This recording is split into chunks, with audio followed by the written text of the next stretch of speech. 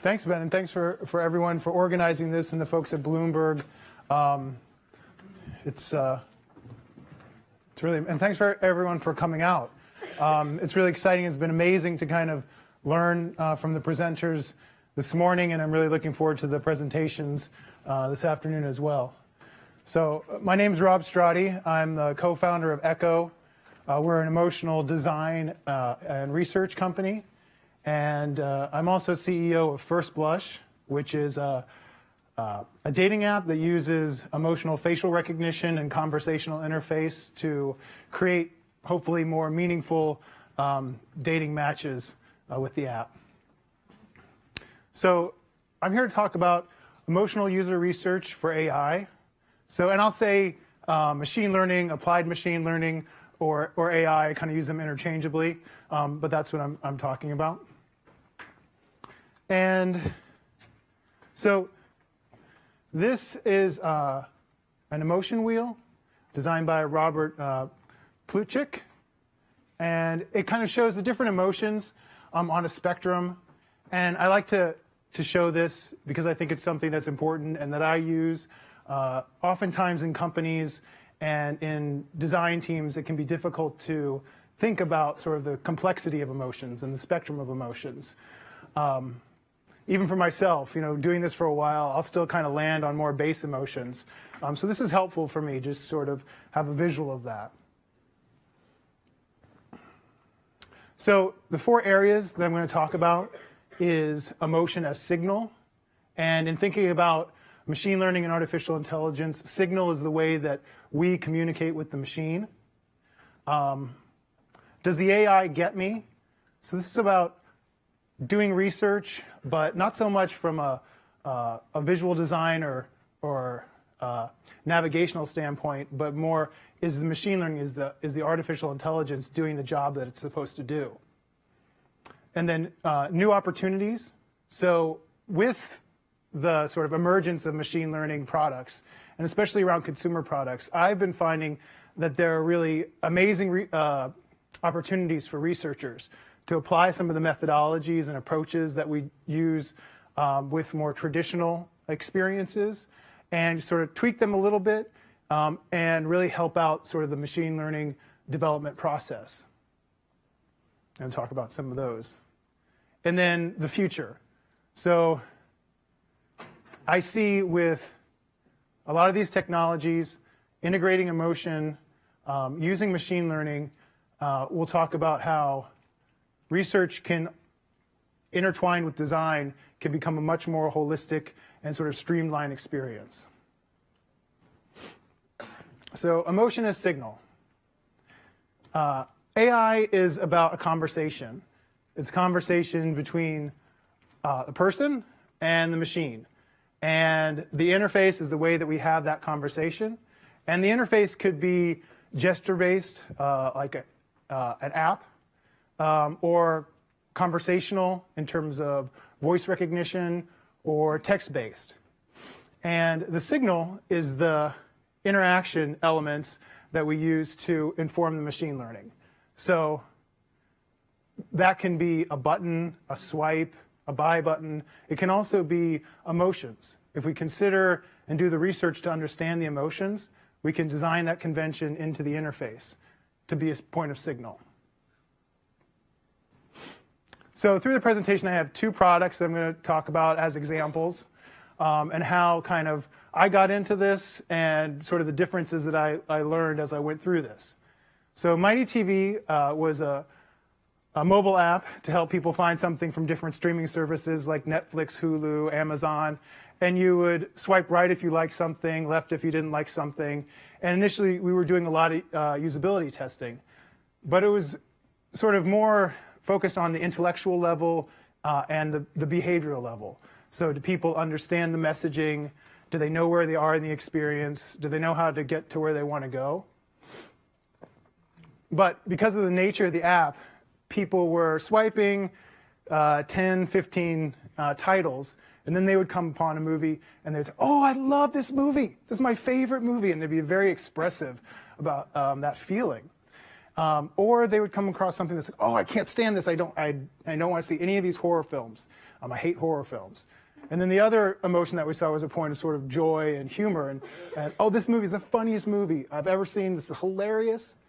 And initially, we were sort of thinking about it from a traditional development perspective and saying, hey, the app's doing well. It's eliciting these really powerful emotions. But stepping back and seeing continuously these patterns and the desire for people to express this, understanding those emotions from a machine learning perspective,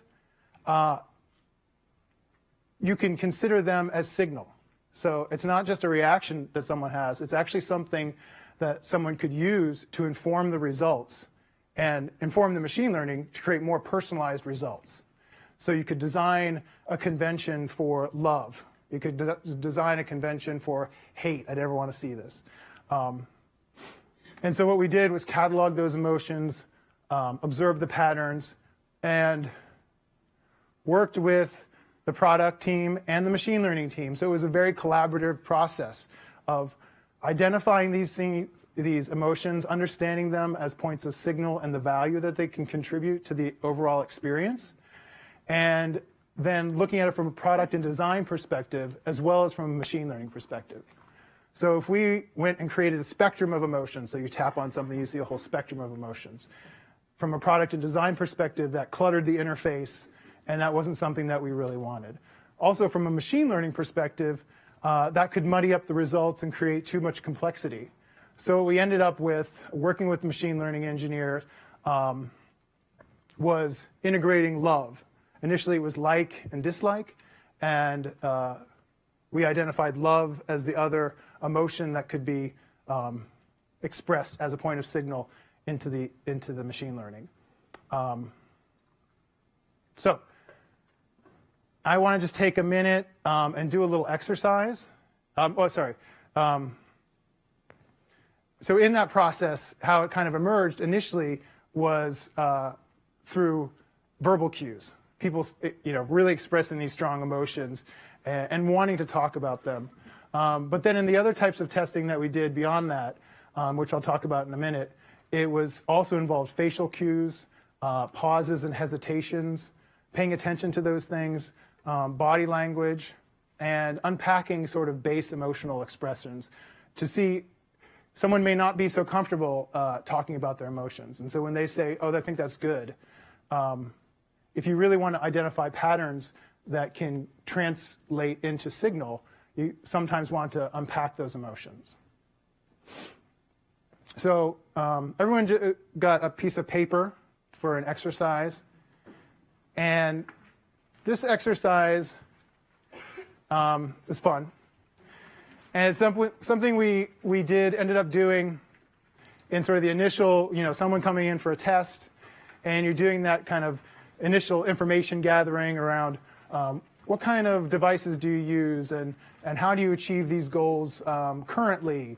And we want you to sort of express yourself and tell us what your impressions are of this, what you think of this. We also want to understand how you feel about this. So we want to ask you to do this quick exercise. And we'd ask people to pull out their phone, pick any photo they want to talk about, and just tell us a story about that photo. And so what that does is it doesn't bias the emotions that we're looking for. They can choose whatever they want. And it allows them to get comfortable with talking about emotions. And it also tells us how they talk about emotions. So we can take 5 minutes.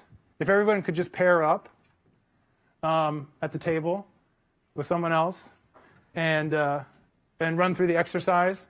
We'll just take 5 minutes and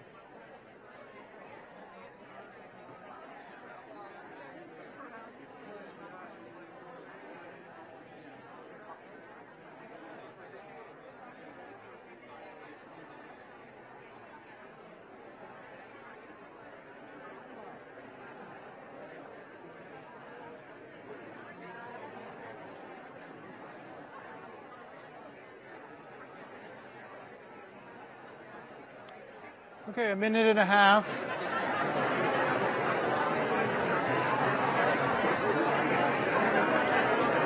So I have a minute and a half.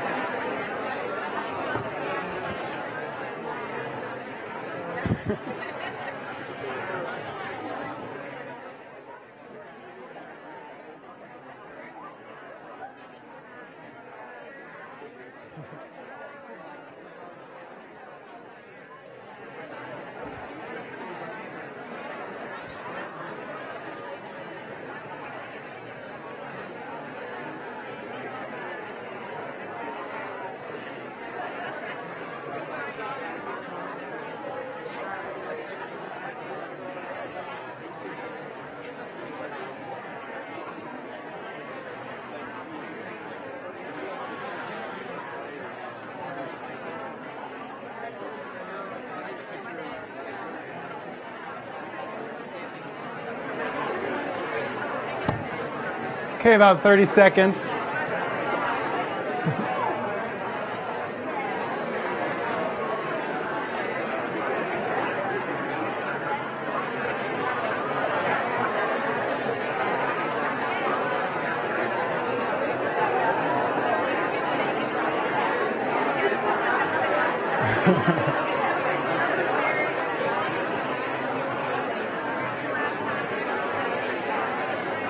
Okay, about 5 seconds. Cool, awesome, awesome. This is the tough part.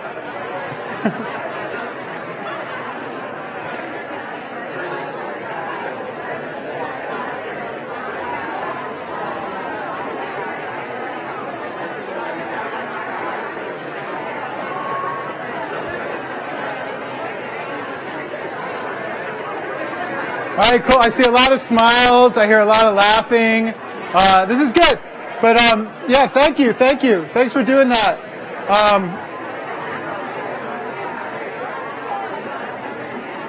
If we could just get a couple people that could volunteer and just kind of talk about what they experienced. Anybody? Yeah. So, my colleague that I work with, she, first of all, it was interesting. She shared a photo of a photo. Nice. That's Meta. It was really interests me. And then it was a photograph of her family, 35 years old picture. So this is basically a memory, almost like a sacred memory of bringing her back to a time where she had less responsibilities, like no dietary restrictions. There was an oceanfront.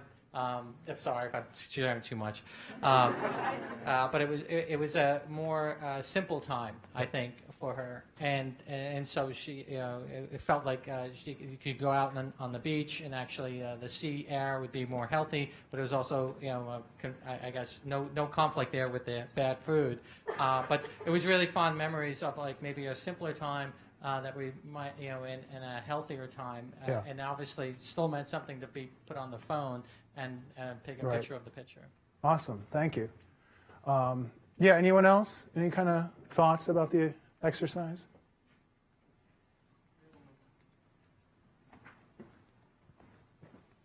Yeah, so it was really interesting because I was showing Dolly a picture of my daughter taking a selfie with her best friend, and she's 6, and I forgot that I didn't know she took that picture. Like it was, so there was this element of surprise when I looked at the picture, but it didn't occur to me until a few minutes later, as I'm describing the picture, that these other emotions were coming to the surface. Great.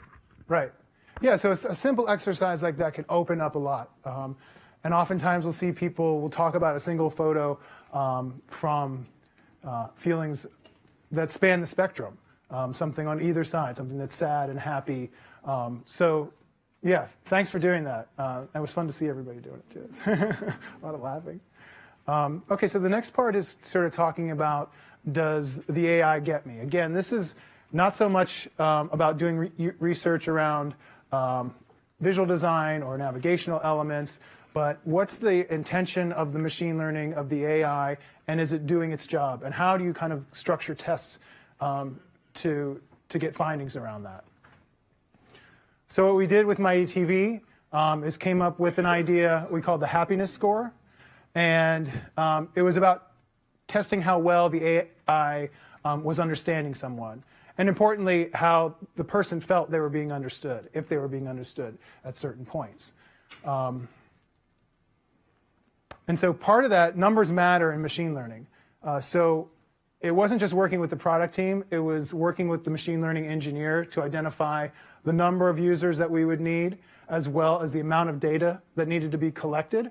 And so what it ended up being, in order to create a sort of baseline ground truth that could be iterated on. So what that ended up being was 20 users doing 200 swipes.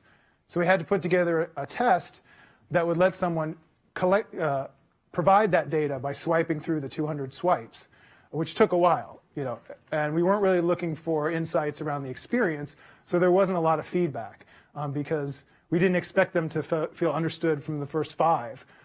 So how do you structure a test in that way? Ended up being a 40-minute test, and this is where we really paid attention to. We let them know we were interested. We were testing the machine learning to see how well it was understanding people. But we were paying attention to people's facial expressions because they'd be in at swipe 30, in at swipe 40, not saying anything, but their eyebrow might raise. And so that's a point where you could unpack and sort of explore what those emotions were. What we found was that about at swipe 60, people were feeling understood. And people would tell us that in different ways. So we were collecting this data of the swipes, which indicated likes or dislikes or loves. We were collecting sort of the qualitative feedback that we could collect in the various ways. We were able to identify through that a certain area where this was kind of hitting home. But then Charlie Huang, who was doing the research with me, had this idea of taking it one step further, asking people to stand up, and he put up 2 charts and asked them to chart out how well they felt they were being understood through the experience and how happy they were through the experience. Because our expectation was if you were being understood, you would be happy. And so this reinforced the findings that we were getting from the qualitative feedback in that people were feeling that around 60, they were starting to feel really understood. You hear things like, oh, I'm seeing all these movies from Boston, and I'm from Boston, so it really must understand me at this point. But then interestingly, there wasn't that much correlation with how happy they were with the experience. So they were happy having fun, swiping, seeing all the icons from the get-go. But what that helped us with is to understand using that design can help to collect data, so you have a good experience as you're collecting data, and once the understanding is reached, to a level that's meaningful, they can reinforce each other. So again, it's just thinking about applying the methodologies and the approaches that researchers take, that I was taking, and looking at it from a machine learning perspective and understanding how you can bring in insights and meaningful data to help improve the overall experience. So it was a success. We got a lot of accolades. It was acquired by Spotify last year. And sort of just, again, helped to validate the methodologies that we were developing and how important it is to do this with artificial intelligence products. So what are some new opportunities? Kind of in the same way, how can we think about the research that we're doing, and how can we work with machine learning engineers and understand their needs and come up with experiences that expand and are really important for people in terms of how the machine learning is working. So there's 3 sort of main areas. One is in the kind of generative state of research before you have a product, and translating that to machine learning, that's defining the data. So what kind of data do you want to collect, right? And how do you do that research? There are new tests. So getting researchers involved in the process and using the kinds of thinking that we as researchers have to develop new tests, I'll talk about that as well, and tools. And then the recruit criteria. Again, all this experience that we have in putting together recruit criteria can be leveraged in really interesting ways with AI and machine learning teams. And people and again, also from an emotional perspective, considering all of that. What I've been seeing, folks from Facebook, Amazon, Facebook with the portal, Amazon with Echo Look, Google has reached out to me. Those companies are reaching out to me because of this work that I've done. And they're doing a lot of things around the artificial intelligence and design and the research, but it's the emotional dimension that they feel like they need to develop more. Okay, so I'm going to talk really quickly about a product that we're working on and then talk about those opportunities as they relate to this product. So First Blush is the dating app that I'm currently working on. It's in development. A couple people that are helping out, Nick Townsell and Erica Scott back here, are helping out with the inclusive design aspect, which I'll mention in a little bit as well, and doing research on that. So it's an AI-powered emotional facial recognition app that uses conversational interface to create a more meaningful dating experience. So something that's more substantive and different than the current crop of apps. So what do people think about Tinder and other apps, dating apps? Anybody have an opinion on Tinder? Yeah. Very technical. Okay, very technical. Right, okay. Anyone else? Not well personalized. Not well personalized. Yeah, so the current state of dating apps is kind of broken. We won't stay on this very long, but the research that's been done and the research that we've been doing sort of kind of outlines like the worst date imaginable. People feel overwhelmed and passive due to swiping fatigue, embarrassed from sort of a hookup culture association with the apps. The photos feel very superficial. You don't know if the person that you're looking at is actually the person you're going to meet. You don't know how long ago the photo was taken. And really powerfully, as we've done a lot of research, we're hearing people say how they feel bad about themselves because they're being so judgmental on such a superficial level about something that's so important. And they're just swiping. They're addicted to that, and that's really pleasurable. But the emotional, takeaway is feeling bad about yourself. So what we're working on with First Blush is a video-based dating app. So real quickly, you'll go through, register, create a video, and then you'll be able to go in and watch other people's videos. And sort of like FaceTime, at the bottom of the screen will be your face. The emotional facial recognition will be detecting the emotions that you're feeling as you're watching the video of the person being played.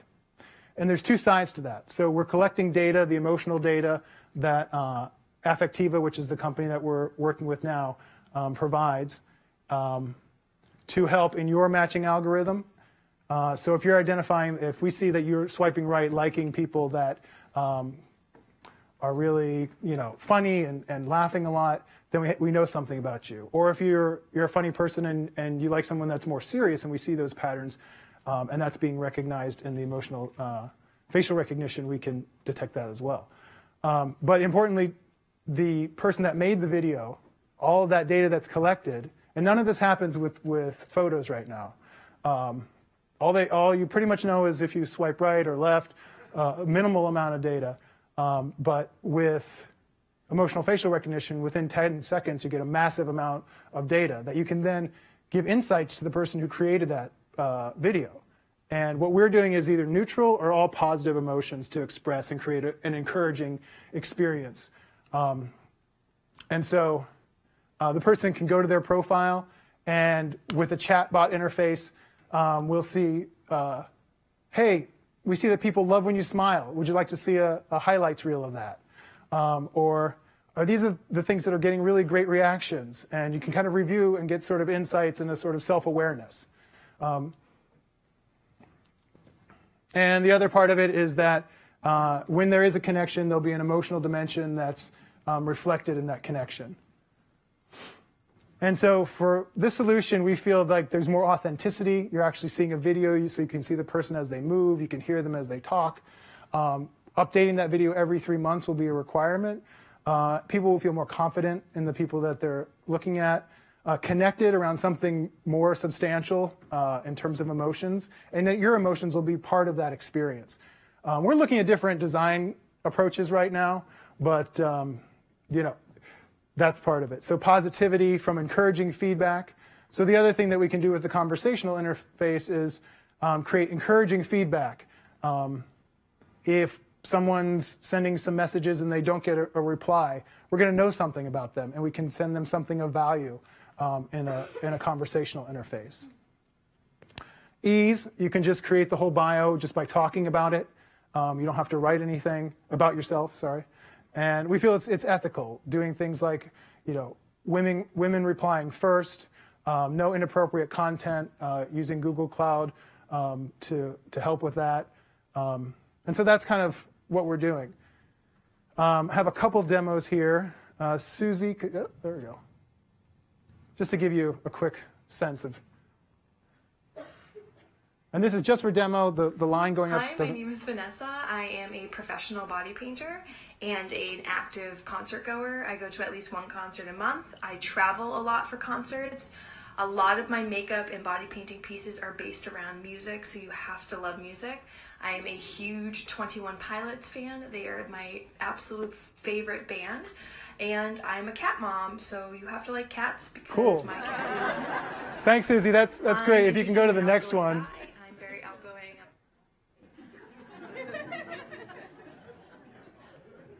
And this is just a different design treatment. And we can stop at the cat mom point, too.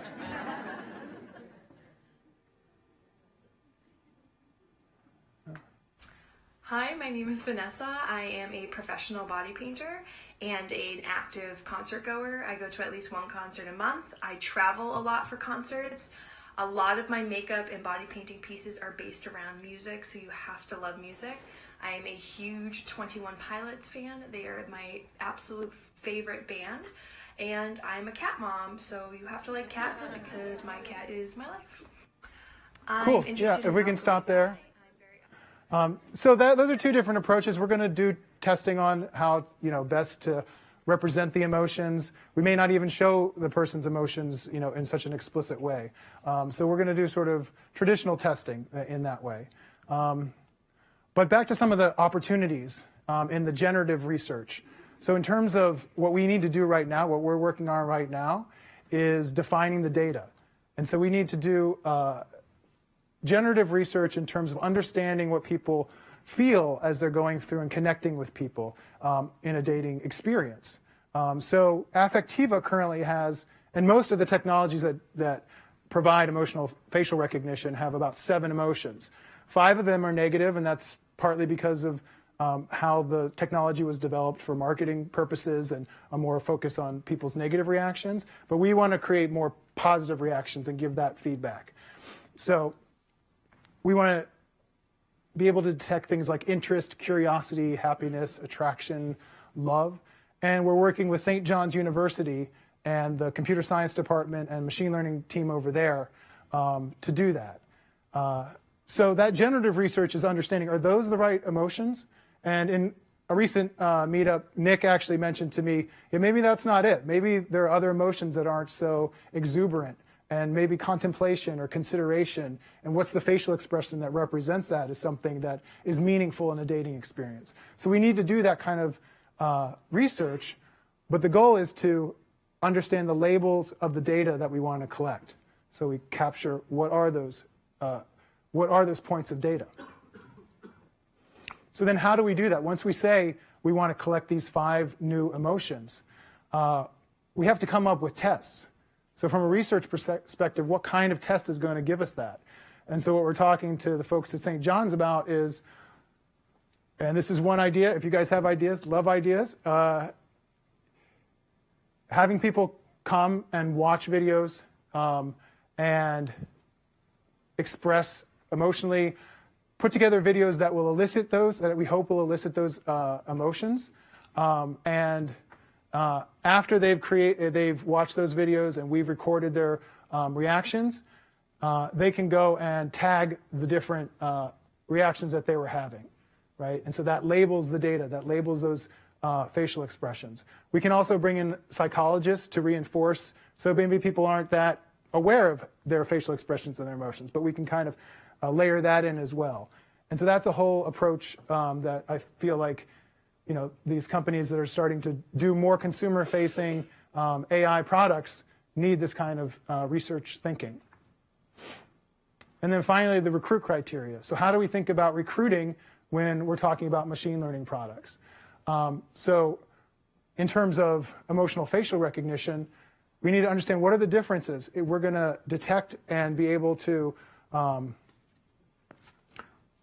understand a variety of people, right? And so what is that variety? Male, female, race, culture, age. So I got wrinkles. I look like I'm frowning half the time. I'm actually pretty happy. So we need, you know, a lot of that's already been detected, but how does that reflect in these other new emotions that we want to detect? And then inclusive design, and that's where Nick and Erica have been working on that. So someone that's deaf, someone that's blind, someone with epilepsy, how do we consider those emotions for people dealing with that? And then the other thing is the number of people that are needed to gain that data. So we work, again, with the machine learning engineers like we did with the earlier exercise to understand how much data do we need, how many videos do people need to watch, and how many people need to do that. So finally, what I've been seeing, I'm currently advising with Look Back, and part of that is considering the future of research. And what I'm seeing with machine learning and some of these tools is that research integrated with machine learning and design systems can create entirely new ways to approach design. So more fundamentally becomes around the questions that we ask, the kind of thinking that researchers do, and putting that up front. Because you could create a system that one of the videos, Susie, could you play the look back video to that point?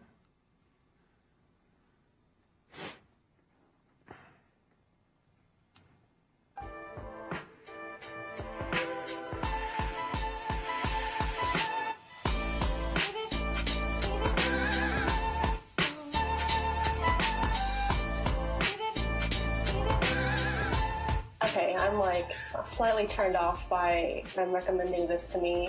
Like, I have no idea. So I'm not sure what was going on there because I don't speak that language. 3 months of premium for 99 cents. That seems like a good deal.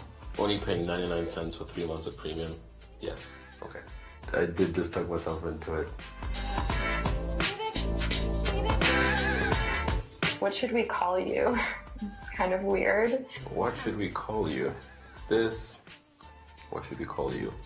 Okay, thanks, Susie. I don't know what this is.